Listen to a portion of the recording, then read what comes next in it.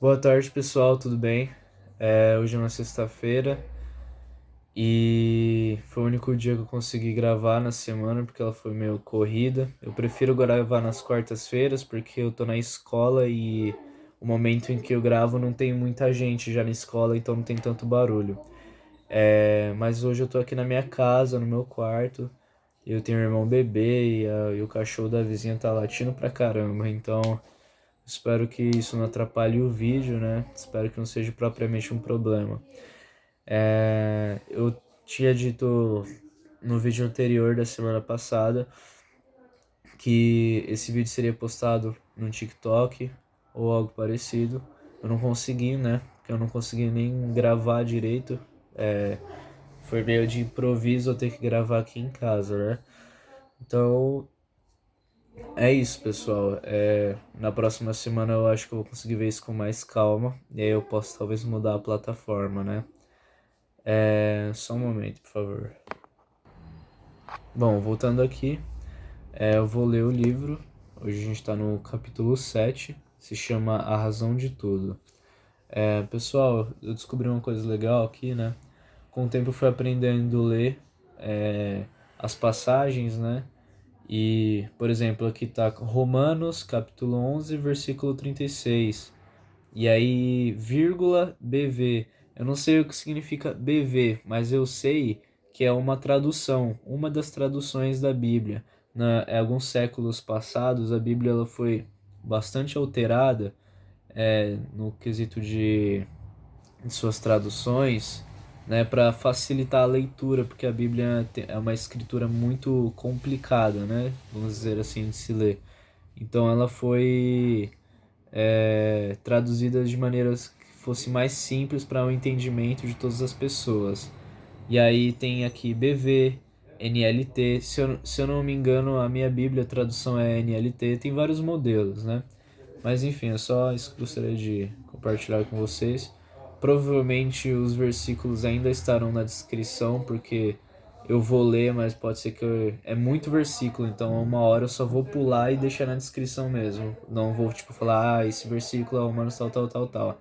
Lembra daquele esquema lá, quando eu digo a Bíblia diz, é porque no final da frase vai estar lá o versículo. E aí quando é só você contar quantos foram e lá na descrição ver qual que é. Bom, vamos lá. Todas as coisas vêm única e exclusivamente de Deus. Tudo vive por seu poder e tudo é para sua glória. A ele seja a glória para todo sempre. Romanos capítulo 11, versículo 36.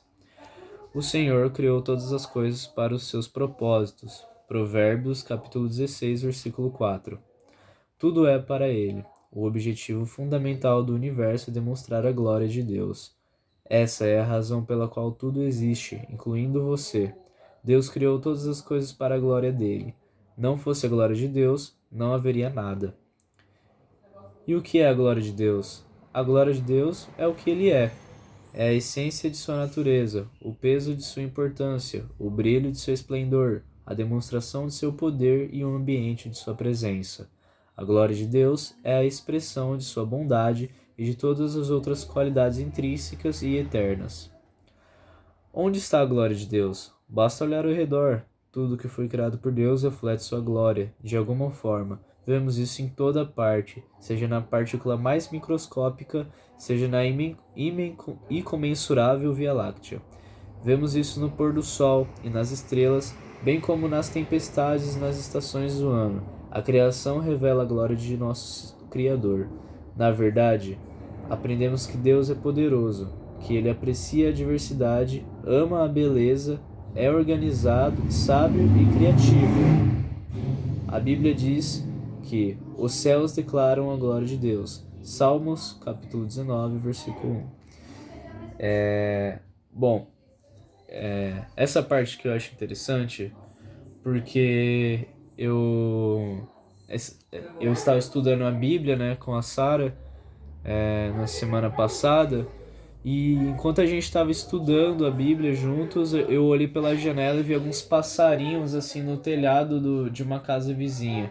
E era um monte de passarinho muito bonitinho. E a gente começou a refletir exatamente no que está escrito aqui, que que a glória de Deus está ao nosso redor, é só a gente observar, né? Às vezes a gente fica muito preso às coisas negativas do mundo, mas a gente também tem que olhar para a beleza, né? Que provém de Deus. Deus tem revelado sua glória ao ser humano em diferentes lugares e momentos da história. Revelou-a inicialmente no Jardim do Éden, depois a Moisés, no tabernáculo, no templo, por meio de Jesus e agora por intermédio da Igreja.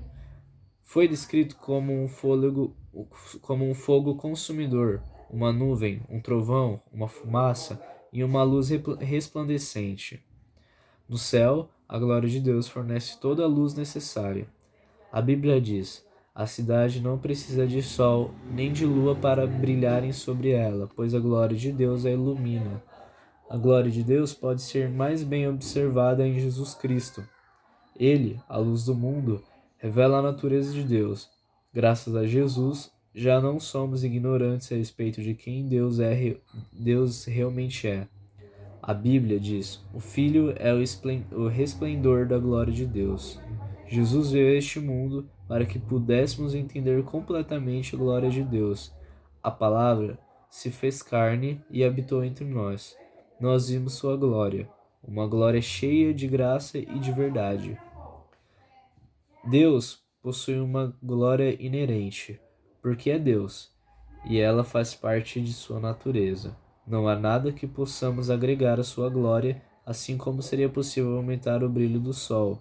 Seria impossível aumentar o brilho do sol. Mas somos instruídos a reconhecer sua glória, honrar sua glória, declarar sua glória, louvar sua glória, refletir sua glória e viver para sua glória.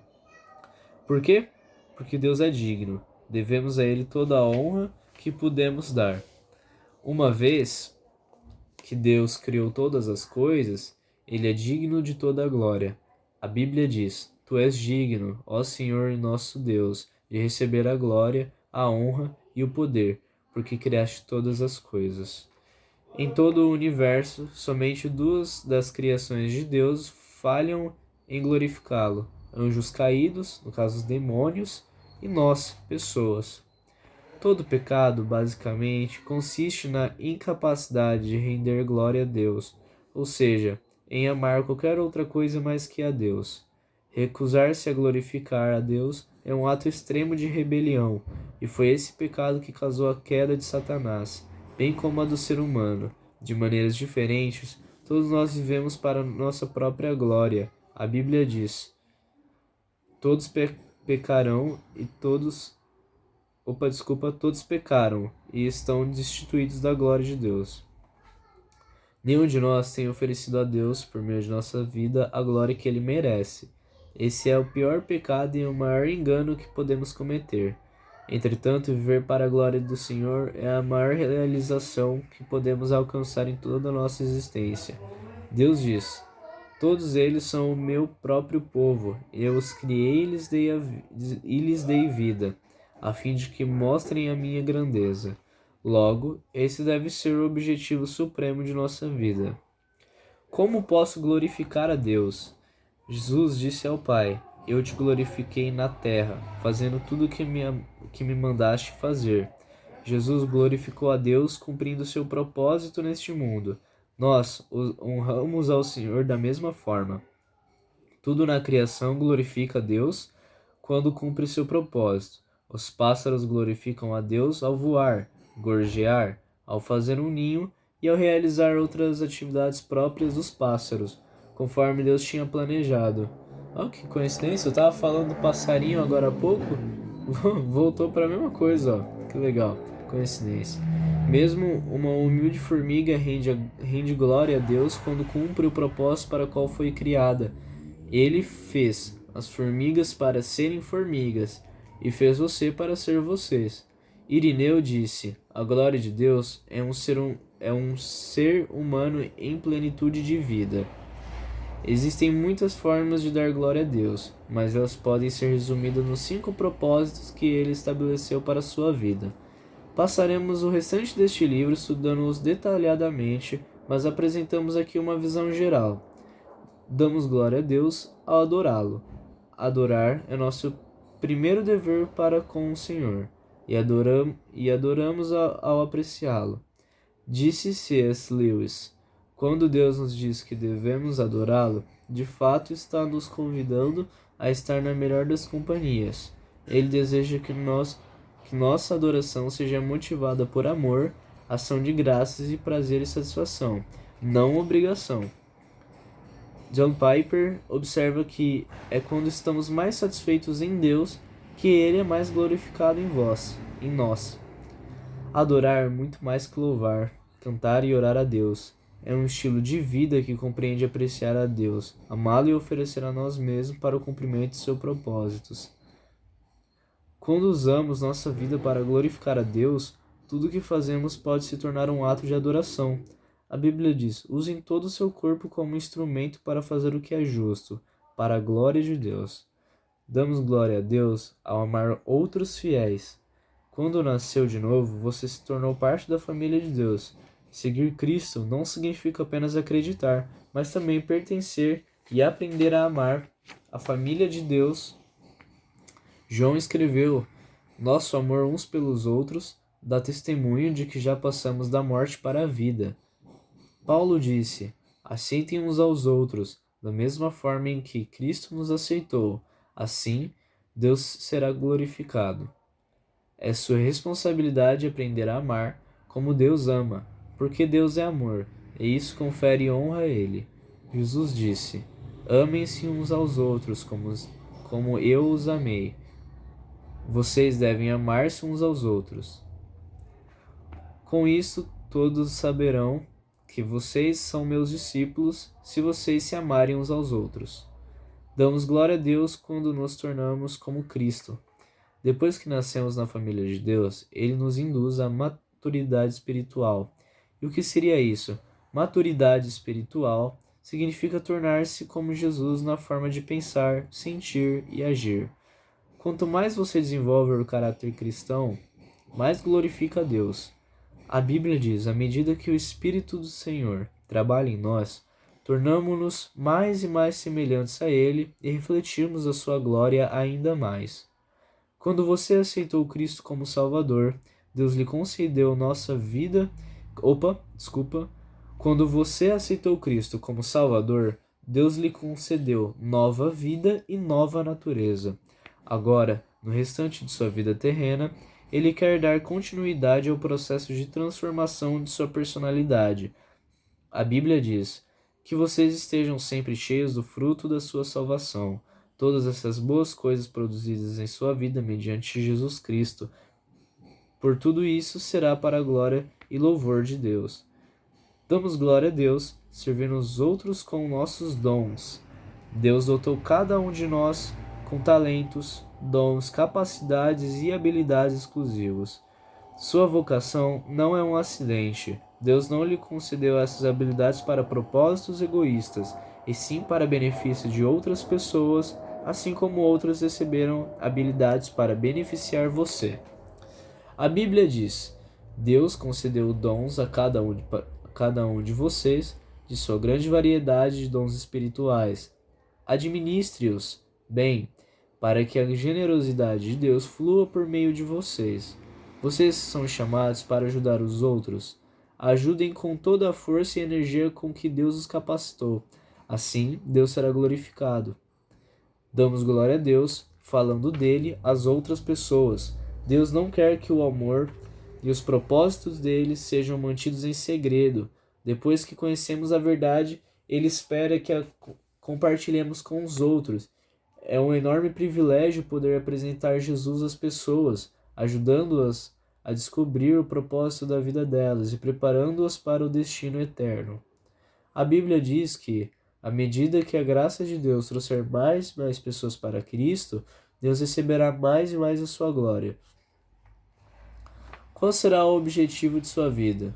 Viver o restante de sua vida para a glória de Deus exigirá uma mudança em suas prioridades, agenda, relacionamentos e etc. E algumas vezes significará pegar o caminho mais difícil, não o mais fácil. Até mesmo Jesus teve dificuldades com isso, sabendo que estava para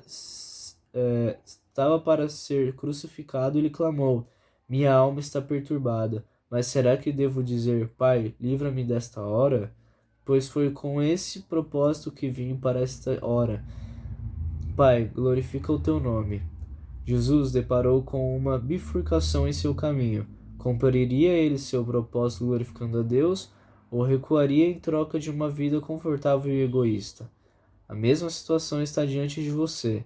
Viver para objetivos, conforto e prazer próprios, ou viver o restante da vida para a glória de Deus, sabendo que Ele prometeu recompensas eternas. A Bíblia diz: qualquer um que se apegue à própria vida, apenas como ela é, a está destruindo. Mas se você, opa, desculpa aí, gente, eu vou voltar porque não peguei direitinho aqui. A mesma situação está diante de você. Viver para objetivos, conforto e prazer próprios, ou viver o restante da vida para a glória de Deus, sabendo que Ele prometeu recompensas eternas.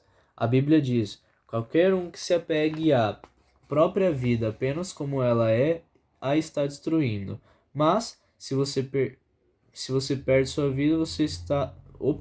Mas, se você perde sua vida, você a terá para sempre, pois é a vida real e eterna. Nossa, me embaralhei todo aqui para ler isso aqui.